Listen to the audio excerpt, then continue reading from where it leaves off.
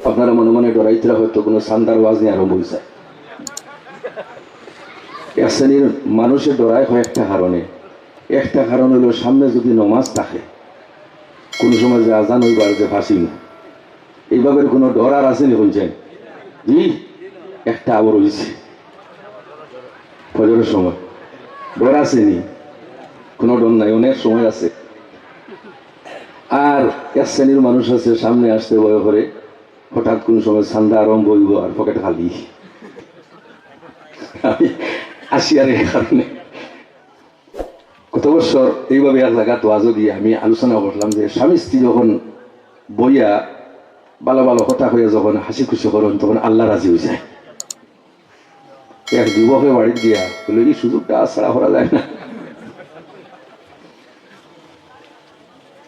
স্ত্রী যেবা যায় খালি করে করে যায়, কিচেনও গেল কিচেনও যায়, বড় বড় এলো মুখ দিকে চায়, বাড়ে গেল খালি মুখে দিকে চায়। এবার যাওয়ার পরে মুরব্বী সেবা কইলে আপনি এমন ওয়াজ করিয়া গেছো, আমার ছেলের তো আপনার গাড়ুয়া ব্যাং বানাই গেছো।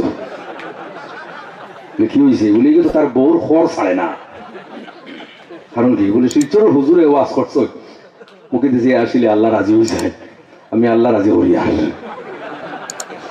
আমি কইলাম আমি ব্যায়াম কাজে কইছি নি, দিবারাত্রে খালি খাস খাম ছাড়িয়া খালি বেটির মুখে দিয়েছে একটু সাবাসাবির একটা সময় আছে, আছে কিনা? জি আমার ভাইরা, আমি অন্য কোন সেন্সে এই ঘটনাটা বলতেছি না। একজন নারী, যে নারী একজন নবীর উপর আশিক হয়ে গেছিল, সেই নারীর নাম হইল জুলাইখা। নাম কি? জুলাইখা। দেখো যুবকেরা, তোমরা কিন্তু এটা অন্যদিকে নিও না। আমরা একটা উদ্দেশ্য ওয়াজ করি, কিন্তু মানুষ এটাকে দরিয়া নেই অন্য উদ্দেশ্যে। আমি করিমগঞ্জ কোন একটা প্রোগ্রামে ওয়াজ বসলাম যে পানি খুদু খাওয়া সুন্নত। পানি খুদু খাওয়া কি সুন্নত? আল্লাহ নবীর খুবই পছন্দনীয় ছিল পানি খুদু।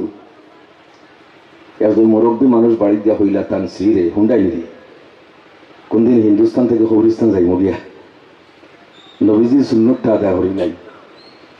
যা ছোট বড় আমনা জামনা মধ্যমা হদু আসলে সারা ফাড়িয়ে গিয়েছে। আনিয়া তান শ্রীর হইতরা ও নেও নবীজির সুন্নত আদায় করি নাই। স্ত্রী দেখিয়া হইলা কোন বান্ধ হারাই সূর্যর ওয়াজ করিয়া গেছে, আমার হদুর জাতটা থাবা হারাইয়া লোক ছাড়ছে। এর জন্য অন্য সেন্সে কিন্তু নিও না, দুনিয়ার মহব্বতের দিকে নিও না, আল্লাহর দিকে ঘুরাই দিও। জুলাইখা যখন নাসি কইলাম ইউসুফ আলাইহিস সালামের উপর, হযরত ইউসুফ আলাইহিস সালাম কি পরিমাণ সুন্দর ছিল, যদি কোন মানুষে একবার দেখতো 15 দিনের জন্য পেটের ক্ষুধা পর্যন্ত নিবারণ হয়ে যাইত। জোরে করে হইল সুবহানাল্লাহ। একবার দেখলে মাস দিন 15 দিনের জন্য পেটের ক্ষুধা নিবারণ হয়ে যেত। সেই জুলাইখা যখন পাগল হইছেন, মিশরের নারীরা তিরস্কার আরম্ভ করল। ও মিশরের অর্থমন্ত্রীর স্ত্রী, তাদের কাছে সাধারণ একজন পুরুষের উপরে তুমি পাগল দেওয়ানা হয়ে গেছো। জুলাইখা যখন আশেপাশের মেয়ে লোকের তিরস্কার শুনলা, সমালোচনা শুনলা, শোনার পরে তাদের দেখাইবার ব্যবস্থা করল। আমি যার জন্য পাগল হয়েছি তোমরা একবার দেখিলাম। প্রত্যেকের নিমন্ত্রণ দিছ, এই ঘটনার কিন্তু একটা শিক্ষা আছে, শুধু উদ্দেশ্য ঘটনা বর্ণনা করানো হয়। প্রত্যেকরা নিমন্ত্রণ দিছেন, যত মেয়ে লোক সমালোচনাকারী নিছিল মহলের মধ্যে বসাইছেন। বসানির পরে হাতের মধ্যে চুরি দিছেন, ফল দিছেন খাওয়ার জন্য, যে তোমাদের হাতের মধ্যে চুরি দিলাম, ফল দিলাম, তোমরা খাও।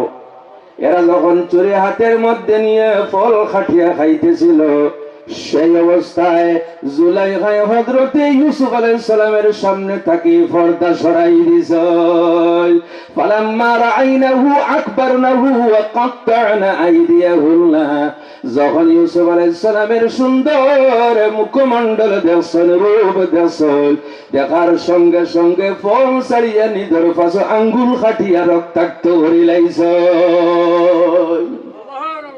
দুঃখ হয়েছেন না? জি, দুঃখ পাইছেন নি?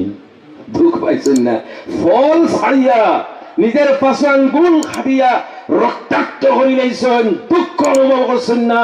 এর জন্য আমার ভাইয়েরা, মরণের সময় যদি মালাকুল মউত সুন্দর চেহারা নিয়ে যদি উপস্থিত হন, তাহলে যে মারা যাইবে সাকরাতুল মউতের হর্ষ কোনো সময় অনুভূত হবে না।